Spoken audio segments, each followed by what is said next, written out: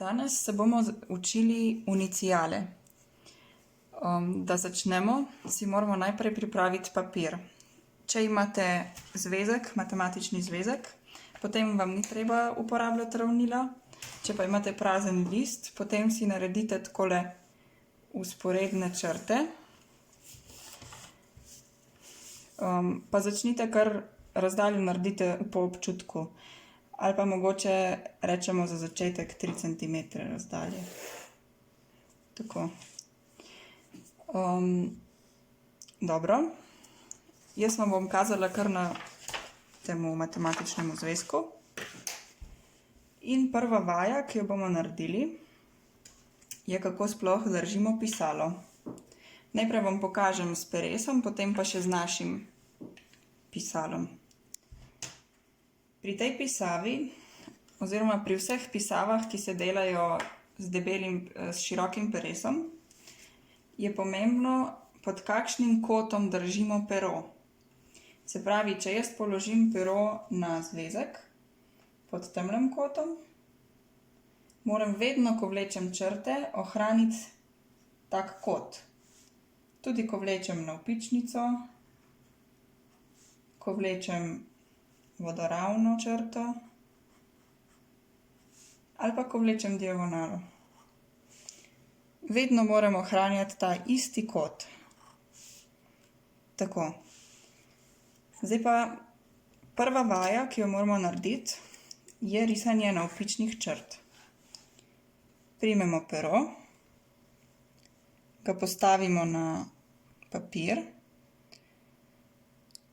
malo premaknemo levo-desno, čisto minimalno, in potem narišemo navpično črto. Tako. Kako dolga naj bo ta črta?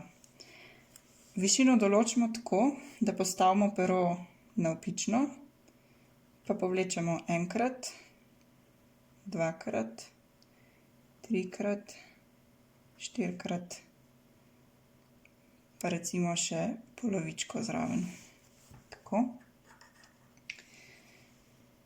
Tako visoka naj bo ta črta.